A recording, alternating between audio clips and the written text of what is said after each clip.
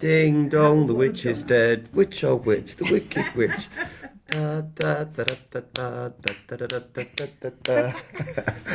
Daemon, obviously, at the beginning of the season, is out in the field and picking up more converts for Rhaenyra's side. A lot of things happen, and then he returns to Dragonstone.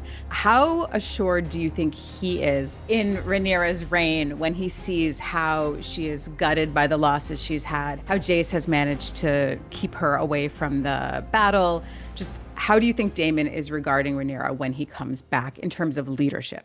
Well, in terms of leadership, I think he's always got a slightly different idea on the nature of leadership. But I do think, he's a human being as well, and I think there's a deep and profound love, peculiar and perverse as it is, that he has for her. And Mhm. she's lost her boy, and I think reptilian as it may be, there is a sense of him feeling that as well, you know. Mhm. And I think actually with what's happened to him, he's kind of got his eye on the super objective, on the higher prize, which is about touching the gods and being reaching some sort of kind of divinity in a way. Well, he's the one that reminds her of the prophecy, right? When she's Yeah, at her yeah. lowest. He's really into that now. He's gone all sort of woo-wah. Do you know what I mean? He's started lighting like incense at night and stuff. Does Alice have anything to do with that? Do you think his interactions at Harrenhal? Yeah, I think definitely. I think she frightened the hell out of him. And in frightening him, he sort of went, wow, there's sort of elements of these visions and stuff. And I think, look, I think everything with Daemon comes down to the death of his brother, basically. And is all a sort of direct response from that. And yeah, so I think Alice absolutely changed his makeup a bit.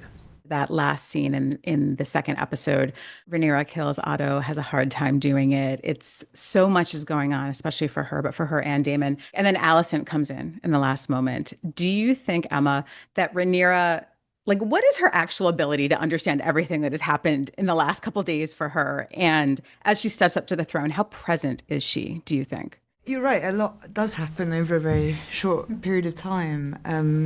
I think grief can sometimes simplify things.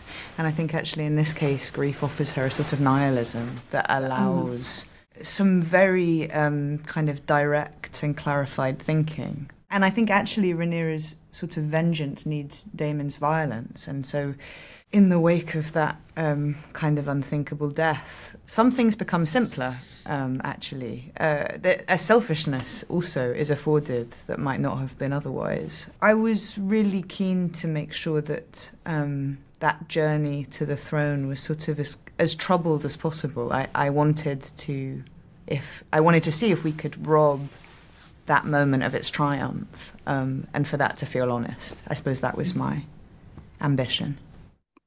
And then, Matt, does Daemon give me like a brief sense of Daemon watches Otto Hightower's head get cut off? Joy. Ding dong, the witch is dead. Witch, oh witch, the wicked witch. Da, da, da, da, da, da, da, da, da, da, da, da.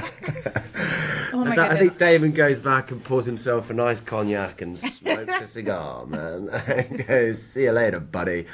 But actually, deep down as well, I think there is. I alluded to that. I think there is a sense of history between them where, they grew up together, and it's complicated, but still, see you later, man.